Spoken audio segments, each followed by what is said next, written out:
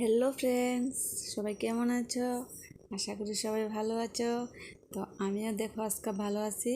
আজকে অনেক কাজ টাজ করে এখন আমি বসি একটু গল্প গুজব করতে।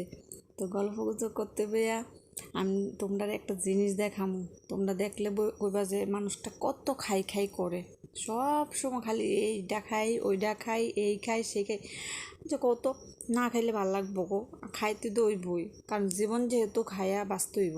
আর যেহেতু এমন জিনিস সামনে থাকে, এই যে দেখো ম্যাঙ্গো, কষে কার কার ভাল লাগে। আমি তো সব সময় কই আমার ভাল লাগে আম খাইতে। তো তোমরা কারা কারা পছন্দ করো আম খাইতে? দেখো এক থাল আম কাটটা লইছি আমি, এক থাল। তো সব কি আর আমি খামনি? তোমরা জানি মনে করো যা যা কাটটা লয় সব মনে নিজেই খায় না, আমরারও দেখায়। না না, এমন না, আমি সবাই লই খাই, কাইঠা রেখা দিলাম যে যে টাইম পেলে সবাই মিলে খামো আর কি। তো বন্ধুরা, আমি এমন না যে আমি সব কিছু একলা একলা খাই, আমি সবাই লইই খাই। তোমরা একটু দেখাইতেছি যে আমি আজকে কিতা কাইটটা লইলে আমার কাছে কিতা খাওয়ান যা। কাঁঠালও আছে, কাঁঠালটা আজকে আর খাইতাম না, কারণ এত ডিয়াম আমরা 4 জনে খামো, এরপরে আবার কাঁঠাল খাইতে ইচ্ছে হইতো না। জানো আমার আছে না সব সময় শুধু আম দেখলে লোভ লাগে। আজকাও আমি আম পাইছি জানো, থাকি জানালে তোমরা পরই কমু। আমটা খুব মজা, খুব মজা রাইখা দিছি, কারণ আগেও খাইছি আমডি, খুব টেস্ট। তো তোমরা যারা যারা আম খাইতে ভালোবাসো তারাও এই আমের সিজনে আর মিস করো না, আম খাও বেশি বেশি করে। যারা কাঁঠাল খাইতে ভালোবাসো তারা বেশি বেশি করে কাঁঠাল খাও।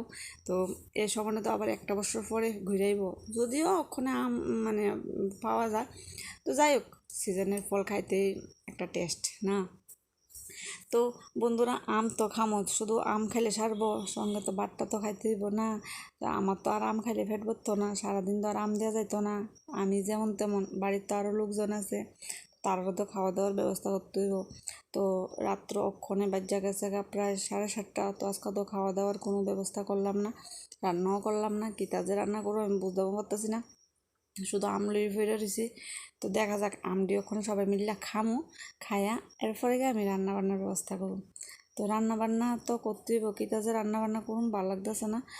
তো আচ্ছা, আগে আমরা খাই, খাইয়া সেরা এরপরে আমি রান্না করবো, আমও রান্না করানোর লেগে। এখন যেহেতু পড়াশোনা নাই, একদম ফ্রি, যখন খুশি রান্না করুন যায়, যখন খুশি যা কিছু করুন যায়, একদম ফ্রি। তো যারা যারা গল্প করতে ইচ্ছুক কমেন্ট করবা, কমেন্ট করলে কমেন্টের উত্তর দেবো, কারণ আমি ফ্রি আছি। তো বন্ধুরা দেখো আমি আমটাম খাইয়া কি রান্না করতে যাই। আম খাওয়া শেষ করে এবার ভাতের ব্যবস্থাও করা হইতেছে। এই যে দেখো নোনা ইলিশের বড়া, শুধু আর খাই আর খাই। তো কে কে পছন্দ করে নোনা ইলিশের বড়া খাইতে? আমরা বাড়ির সবাই পছন্দ করে নোনা ইলিশের বড়া, এত টেস্টি। যারা খাইছো না একবার খাইয়া দেখো, খুব টেস্ট। আমি আজকে চাল কুমড়া পাতা দিয়ে বানাইছি, কারণ চাল কুমড়া পাতা দিদির বাড়িতে আনছিলাম। তো চাল কুমড়া পাতা দিয়ে আজকে নোনা ইলিশের বড়া বানাইছি, যে স্বাদ লাগে জানো অনেক খাইতে। মানে যারা খাইছো তো তারা টেস্টটা বুঝবা, মানে তুমি এক থাল ভাত খাইতে পারবা নোনা ইলিশের বড়া দিয়ে, শুধু খালি বড়া দিয়ে। তো বন্ধুরা, আজকের মতো ভিডিওটা দিকে শেষ করতেছি। সবাই ভালো থাকবা, সুস্থ থাকবা, টাটা, গুড নাইট।